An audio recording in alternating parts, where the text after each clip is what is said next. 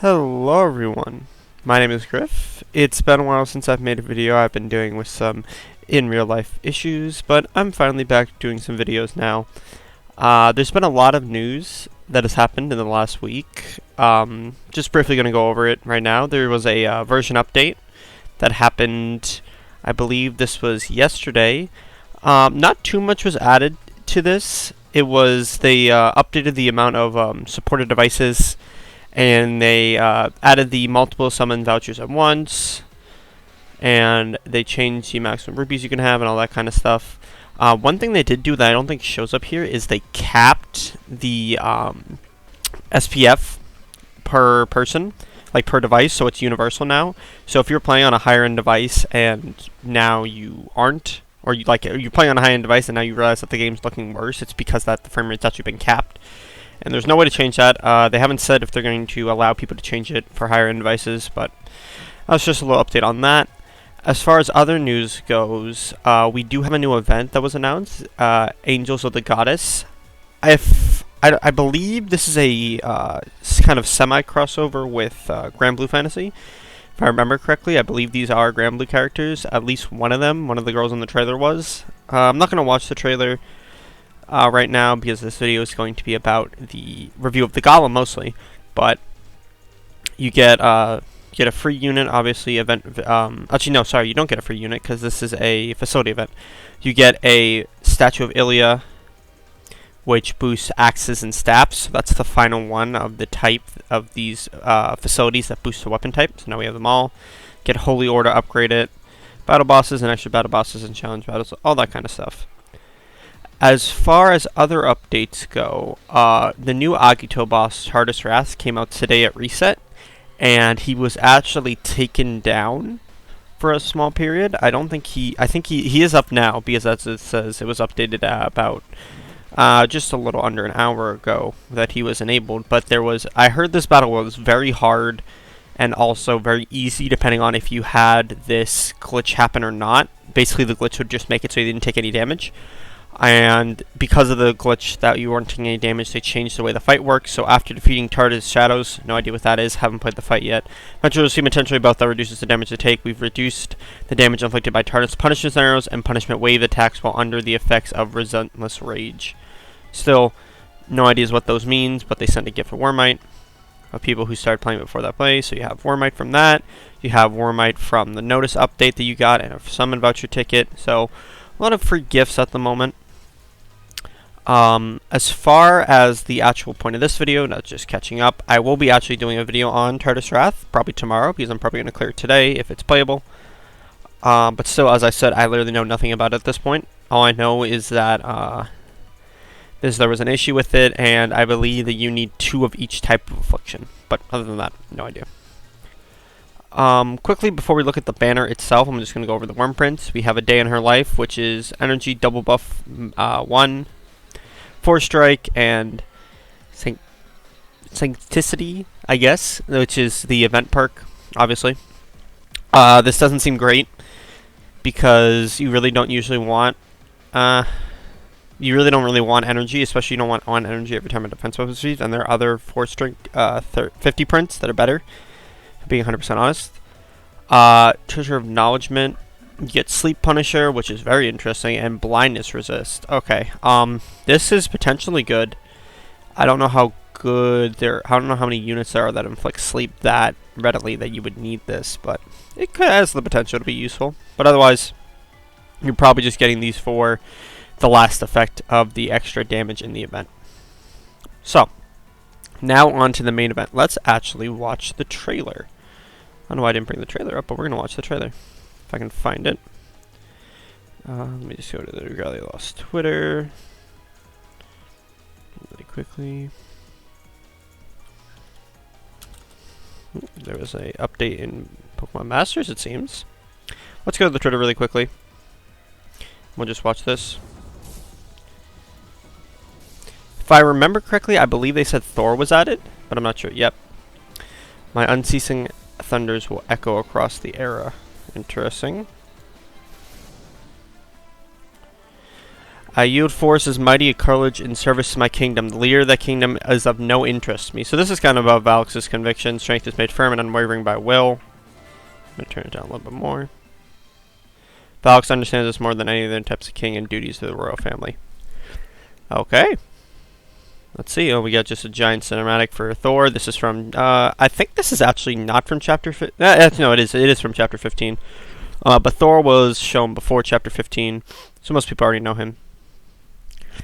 You with whom I share a pack. I shall rise to request howling from your feast warrior soul. Dang. That's aggressive. Oh my god, he is massive. That move he did was gigantic. Okay. He is light, obviously. Gala Thor. Interesting that they skipped wind. They just went straight to light. Oh, we have another... Okay, we have 3 people. Maybe one of them... The Wing of Revelation. Okay, he's Shadow. He's a dagger. Oh, no. Okay. He has a halo, and he summons giant swords. Obviously, they're not going to show us much more than that. The Wing of Purity. Okay. They're a water bow. So, messing with Hunter Cerise and Nefaria. You have to see which is better. They also have a halo. Interesting. Angelic Herald. They're a dragon. Yep. Okay. They have a dragon here. I don't know what they do. They also are giant. Wings of Herald. Okay, so hold on a second. There's the dragon and there's him. Maybe this dragon works differently than other dragons. We'll have to see. But it's interesting that they're showing it like that. It will be increased from 4 to 6 as usual. Just basic stuff. I don't think there's anything else. Yep. Okay. So let's quickly look over the stats that we have here. So we have announcing Gala Dragalia. We have Gala Thor here. Valak's Packworm, Commander of Lightning itself, and taking the title of Fulminator. Thor possesses power great enough to reduce battlefield to ashes, and his beliefs as a warrior also influence the man who he is for in a pact. Okay. So Thor's hammer deals light damage to the target and nearby enemies and inflicts paralysis. Constantly tapping the screen while charging the attack will increase the damage, with damage reaching the maximum potential at stage 3. The attack will unleash after a set amount of time or upon reaching stage 3. Okay, so it kind of like works like with one of Ramona skills. So we'll see this. If the user's light attune, increase strength by 50%, increase the user's energy by 1 stage every 5 seconds that passes, and provides a further increase to the user's strength based off the user's energy level, up to a maximum of 45% when the user is energized. Okay, this is nearly at max energize, a 100% strength dragon. It's 95 if you have this buff. This to me sounds pretty decent on its own, but I'm thinking especially of Lucretia, because Lucretia, if I bring her up, if I bring up the wiki really quickly, that's not the right place. If I bring up the wiki, Lucretia's co-ability is energy equals inspiration, and if you don't know what inspiration does, inspiration kind of stacks with inspiration stacks with energy, and it's just a different mechanic. When the user is attuned to light, their energy will be increased. They also increase the inspiration by level by 1 stage. So this could potentially, if you are stacking the two, be disgusting, because you're gonna have max energy, you're gonna have energize as well. Inspiration, and you're also going to have a bunch of strength buffs based off of that. So this has the potential to be really, really strong. Already it looks strong. Base 50 is alright, but even at base 50, like, you need a little bit of energy, but still, you're getting an energy buff every 5 seconds, and if you have energy in kit, it's even better. And then you're going to have these really, like, high damage moves. He's probably going to be better than Cupid, because currently at this point, Light doesn't really have a definitive dragon, because they don't have a skill damage dragon. So really, there's only, like, Cupid and Daikokuten and like Summer Siren, but really there isn't anyone that's like, yeah, everyone wants to run this guy. So as far as the second skill goes, when the user is attuned to light, when the user's shapeshift is undone, energize the entire team. Okay, so you get free energy after you transform, so that would instantly bring you up to that 95% strength. Pretty interesting. Regarding Thor's ability attacks, by continually tapping the screen during the third attack of certain combo, you can continue the attack with the third attack of standard combos up to a certain number of times. Interesting. Okay. So these stack with each other, his standard abilities and his ability stack. As far as this ability goes in him as a whole, he seems pretty decent. He seems good because of the fact that they don't have a skill damage dragon. If they had a skill damage dragon, I would say probably he isn't as good as 100% he's not as good as Mars, just straight off the fact. But I kind of have to see the damage on this. I have to see how easy it is to get energized. If you're playing someone who already has energy, that's pretty easy to do, especially if you're using one of these energy buffing prints, which might become more relevant now because of the fact of his passive. All in all, I'm probably going to summon for him, though, especially since there's another dagger on this banner. I probably was already going to summon, but we'll have to see. As far as the other Ramsel on this, one of the dragons known as the 5 Archangels, I believe Azazel is one of the 5 Archangels. I'm not sure. I don't remember who the Archangels are, but we'll find out. Okay. As far as his first skill goes, deals shadow damage to enemies directly ahead, inflicts poison, and reduces their defense by 20% for 15 seconds. Okay, that is massive. This defense reduction will not stack, also immediately readies the user's second skill for use, and gradually fills the skill gauge of the user's first skill and second skills for 90 seconds. Abilities that increase skill gauge will not be affected by this automatic increase. This is disgusting. Holy crap, this is disgusting. Okay. So, you get poison, you reduce their defense, you get your second skill back immediately, and then over the next 90 seconds, which is insane, you get auto regen on your first and second skill. Wow, okay. As far as abilities go, it's strength and shapeshift prep 5. If the user is attuned to shadow, increase the strength by 6%, fills 50% at the start of the dragon gauge at the start of the quest. So you instantly have shapeshift, and you instantly have 60% strength. Okay, this is literally a direct power creep of Marishi 10, because Marishi 10 just has increased the strength by 60%. Granted, Marishi 10 came out over a year ago, but still, it's kind of crazy. You don't see dragon power creep that often. I guess you kind of do, but nah. But yeah, this, I don't know if they're gonna be best in slot for anyone. Maybe, I don't know, because it depends. Because I feel like they could be a really good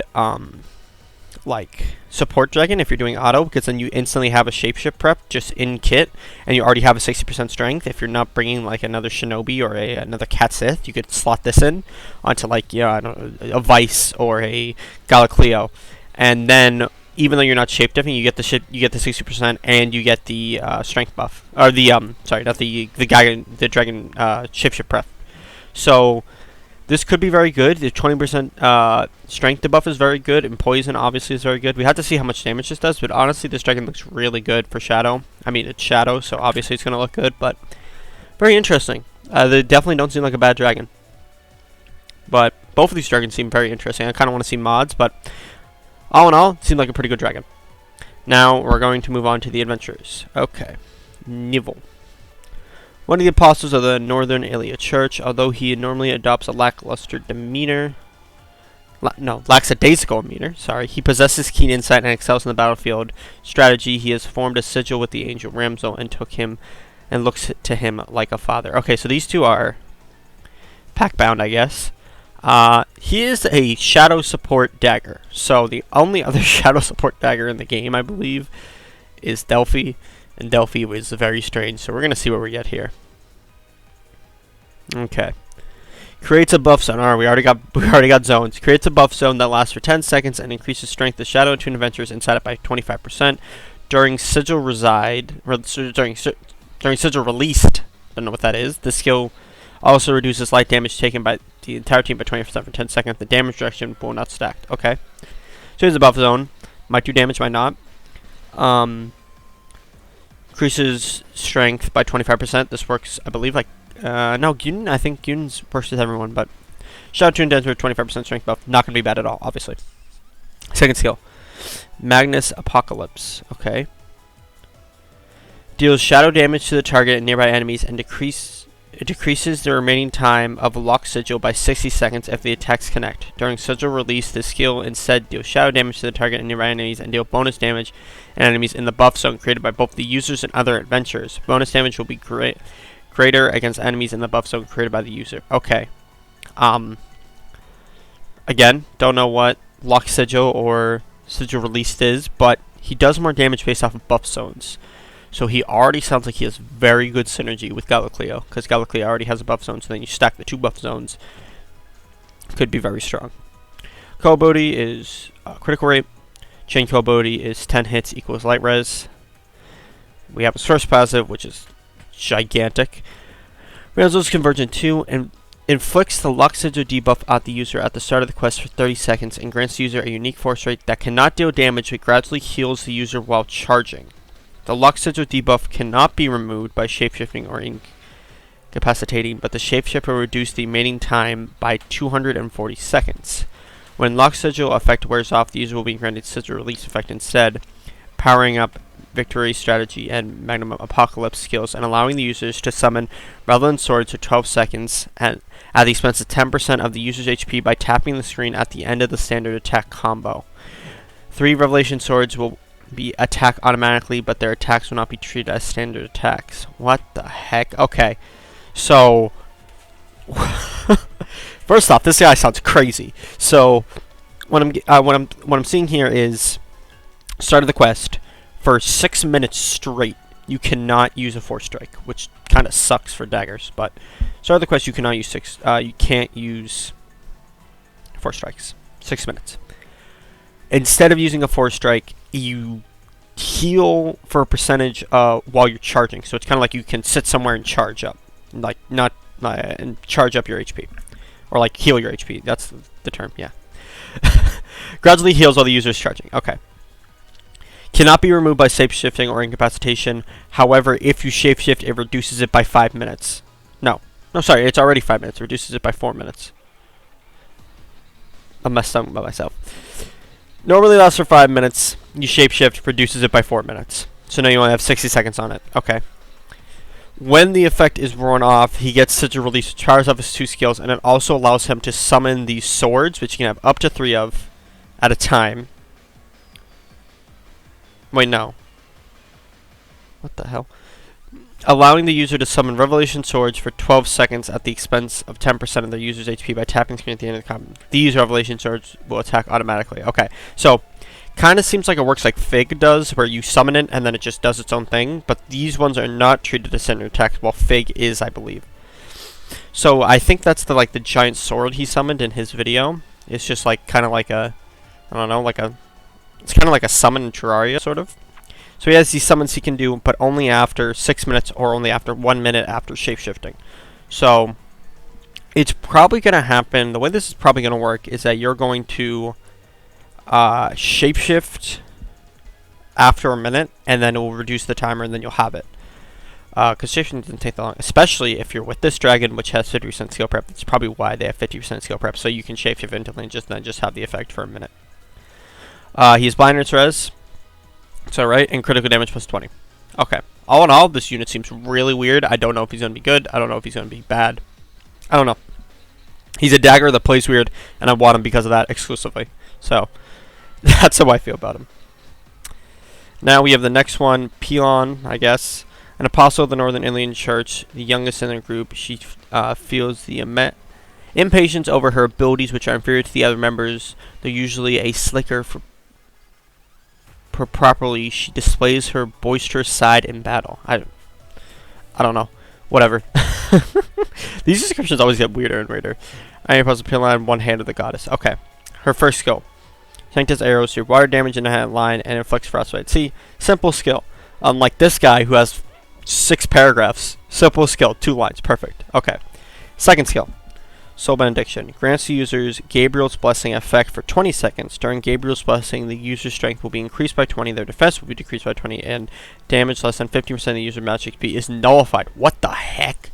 Okay, that seems really strong. This is probably going to have a super long, super high SP cost then, if you just straight up don't take damage or anything that's less than 50%. I'm thinking about, because she's going to be used in... who is she going to be using? She's going to be using the twins. And the twins kind of do little short bursts of attacks. They usually don't do full bursts, except for some of the screen wipes. And Hilda, I guess Hilda does a lot of damage, so she could be using Hilda pretty effectively, but whatever.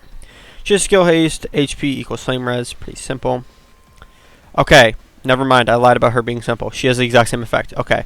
Inflicts lock sigil on the user at the start of the quest. For 30 seconds, granting user unique force strike.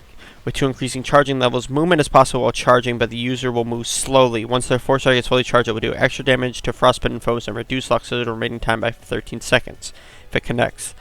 Lock sigil cannot be removed by shapeshifting or incapacitation. When the lock sigil effect wears off, the user will be granted sigil release instead, allowing you to perform a special attacks that restore 5% of the damage inflicted as HP to the user and has a 40% chance to increase the user's energy level by 1 stage.